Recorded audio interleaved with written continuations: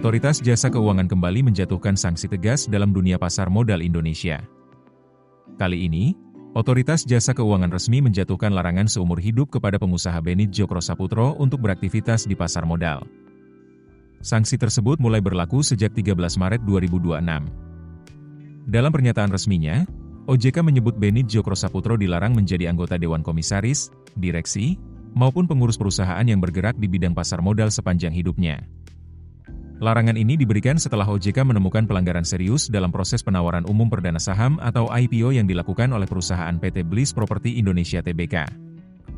Menurut hasil pemeriksaan OJK, Beni sebagai pengendali perusahaan dinilai menjadi penyebab terjadinya pelanggaran dalam penyajian laporan keuangan.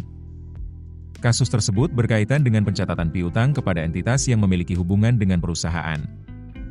Dalam laporan keuangan tahun 2019, perusahaan mencatat piutang kepada PT Bintang Baja Hitam sebesar sekitar 31,25 miliar rupiah.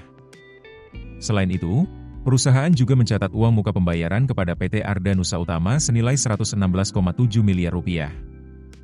Pencatatan tersebut muncul dalam laporan keuangan perusahaan dari periode 2019 hingga 2023. Namun menurut OJK, piutang dan uang muka tersebut tidak memberikan manfaat ekonomi di masa depan sehingga seharusnya tidak diakui sebagai aset perusahaan. Dana yang dicatat tersebut diketahui berasal dari hasil IPO PT Bliss Property Indonesia Tbk. Dalam penyelidikannya, OJK juga menemukan adanya aliran dana sebesar 126,6 miliar rupiah yang mengalir kepada Benit Djokro-Saputro. Selain itu, dana sebesar 116,7 miliar rupiah juga mengalir ke PT Arda Nusa Utama. Menariknya, direktur perusahaan tersebut, Ibrahim Hashbi, tercatat sebagai anggota komite audit di perusahaan lain yang juga berada di bawah kendali Beni, yaitu PT Hansen International Tbk. Selain Benit Djokro-Saputro, sejumlah pihak lain juga dijatuhi sanksi oleh OJK. Perusahaan PT Bliss Property Indonesia Tbk dikenai denda sebesar 2,7 miliar rupiah. Beberapa direksi perusahaan juga dikenai sanksi administratif berupa denda. Gracianus Johardi Lambert dan Astriet Damayanti yang menjabat pada 2019 dikenai denda tanggung renteng sebesar 110 juta rupiah.